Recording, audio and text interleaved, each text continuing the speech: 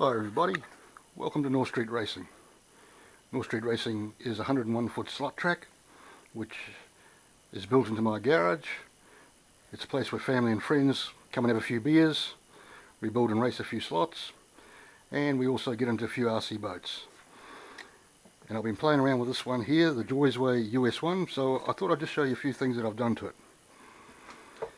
First thing I noticed with Joysway, it had a lousy piece of wire just sticking out the back of here. And I thought it looked a little bit cheap and a bit nasty for quite a nice looking catamaran.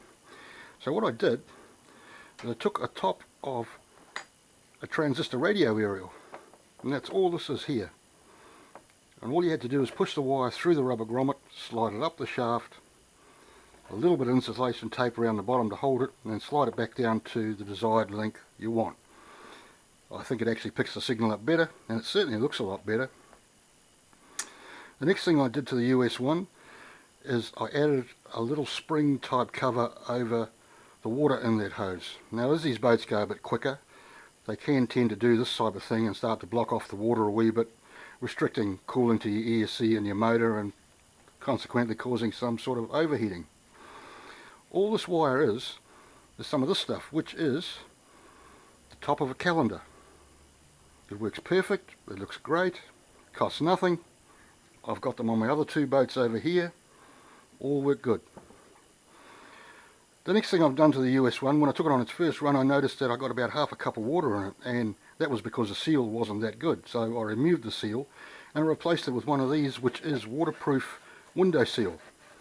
Okay, it's adhesive, it goes in nice and easy. The next thing I've done to it once I got it in there is rub some petroleum jelly all around it. Now when I take the US1 for a run, I get probably half a teaspoon of water. So that's improved a lot. The thing is, what you must do when you do this, you make a lot thicker sealing hatch, and you must back this off about 3/4 of a turn, so that when you get it in there, you actually get it down and use your thumb like that, and then just turn it around. And look, this boat's been like that for 6 months. It's had lots of runs and I've had no problems, so it definitely helps the water stay out of the boat. And with water getting into a boat, another place it could be happening is in the little servo arm, the boot here. So what I do is I'll just grab it, this little guy, which is a syringe. Now I managed to get this at the hospital when my wife was having some treatment. I just asked them if they wanted it. I'm no junkie and don't use syringes, but I filled it full of marine grease. Okay, so what we do is we poke it down in there and we fill the little servo boot up with marine grease, and if any water goes in there it should repel it out. So that's another little tip that works. These are great for just doing all sorts of grease jobs on RC stuff, you know. Okay, now the main feature of this boat that I've done is these trim tabs. Now why I had put trim tabs on this, because when this boat gets full power on, gets on the plane, it bounces and cavitates and quite consequently looks horrible and sounds awful. I made these trim tabs, I'll show you them. I've used the brackets on the FT012 turn fins and fitted them to the back of the boat where I thought they should be level with the bottom of the sponson. I made up these trim tabs just out of galvanised. They're not stainless steel, they're just a little bit of galvanised flat, and basically they want to be about 40 mils long and probably nearly 30 mils wide, and one bend up the side. Simple, I tell you, it works really well. This boat now can get on the plane and stay on the plane and run full noise without any cavitating or bouncing around. If you have a look on my video, US1 homemade trim tabs, you'll see this guy running on our local reservoir, and it's going pretty good for only a small 3-cell battery. The only other modification you must make is the little pickup here. Now I make my own and I use these. These are another section of the transistor aerial.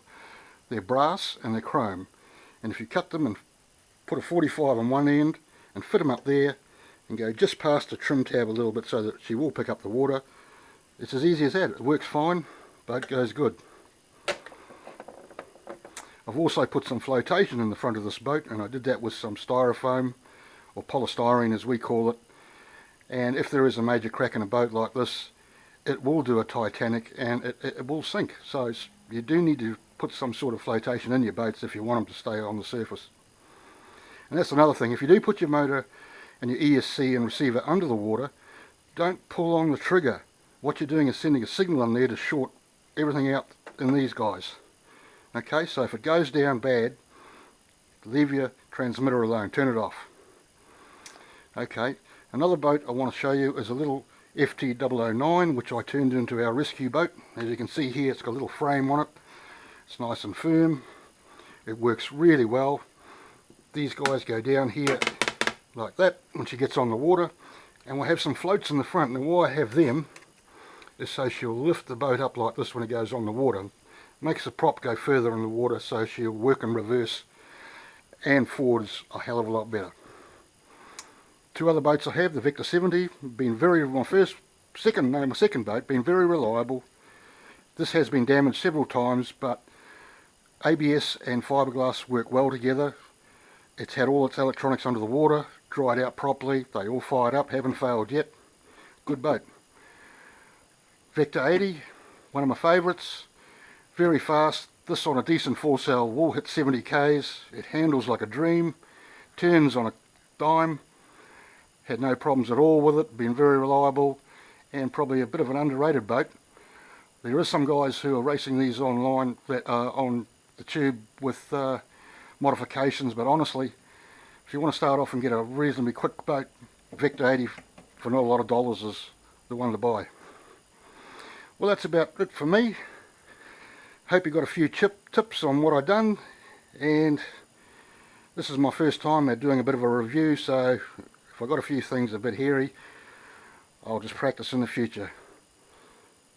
Okay, catch you later. Bye.